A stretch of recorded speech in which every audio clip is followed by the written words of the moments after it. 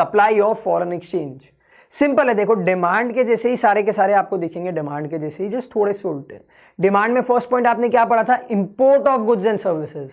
अब हम पढ़ रहे हैं export of goods and services. That means आप एक इंडियन सिटीजन हो, लेट्स से आप स्पाइसेस मैन्युफैक्चर करते हो, आप कॉटन मैन्युफैक्चर करते हो, आप मसलिन बनाते हो, आप सिल्क बनाते हो, ऐसी चीजें जो इंडिया की बहुत ज्यादा डिमांडेड है। तो क्या हुआ, लेट्स से आपको यूएस से फोन आता है कि भाई जी एक काम करो, 3 ताके कॉटन के भेज दो। तो आपने क्या किया, ठीक है आपने भेज दिया। अब उसको आपको पेमेंट करना है, तो वो क्या करेगा, इंडियन रूपी खरीदेगा। दैट मीन्स इंडियन रूपी की जो सप्लाई है वो इंक्रीज हो गई। सिंपल लॉजिक है, इंडियन रूपी की सप्लाई इंक्रीज हो गई। आपने क्या किया, आपने गुड्स बाहर भेजे, that means you have exported the goods. Simple. Next is foreign investment. अब वहां के लोगों को हम पे इन्वेस्ट करना है, ठीक है। उन्होंने बोला कि इंडिया में जमीनें बहुत अच्छी है, हमको जमीन में इन्वेस्ट करना है। तो वो क्या करेंगे, वो हमको पेमेंट देंगे। लेट्स से मेरे पास में आता है कि सर ये वर्चुअली का जो शॉप है ये हमको परचेज करना है। मैंने बोला ठीक है, let's say 10 crore is the final price. तो वो क्या करेगा, मुझे 10 करोड़ रुपए इंडियन करेंसी में देगा। Simple logic, he will give me the currency of India, that is Indian rupee. तो क्या हुआ, हमारी जो करेंसी है इंडियन रूपी, उसकी सप्लाई इंक्रीज हो गई। Simple. Next, remittances, that is unilateral transfers from abroad. मुझे अब बाहर से रुपए मिले हैं।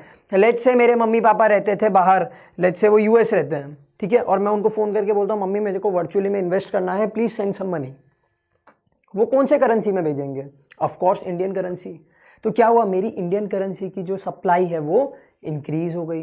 And last is speculation. ये मेरा फेवरेट है, ठीक है, एक्सप्लेनेशन में मजा आती है मुझे, नॉट बिकॉज आई स्पेक्यूलेट और आई गैम्बल। स्पेक्यूलेशन मतलब मैंने क्या बताया था मीनिंग, गैम्बलिंग, जुआ खेलना, ठीक है।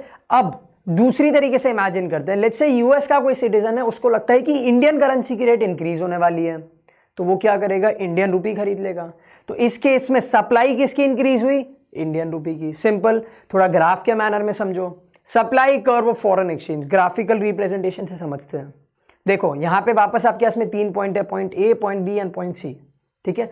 सबसे पहले माइक्रो इकोनॉमिक्स लास्ट ईयर का याद करते हैं। What is the relationship between price and supply, if price increases supply also increases. देखो पॉइंट ए पे the rate was R and the demand was Q, ठीक है, ये तो सेम है पिछले ग्राफ के जैसा।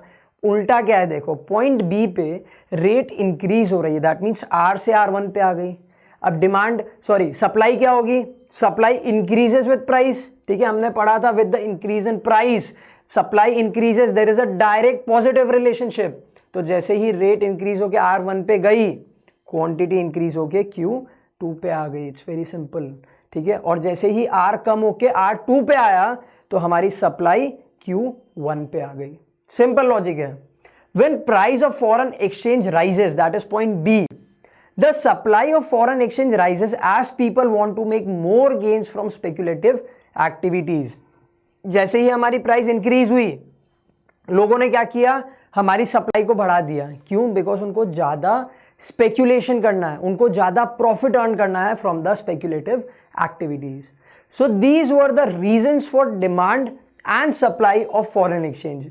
Now let's move to the last topic, that is the foreign exchange market.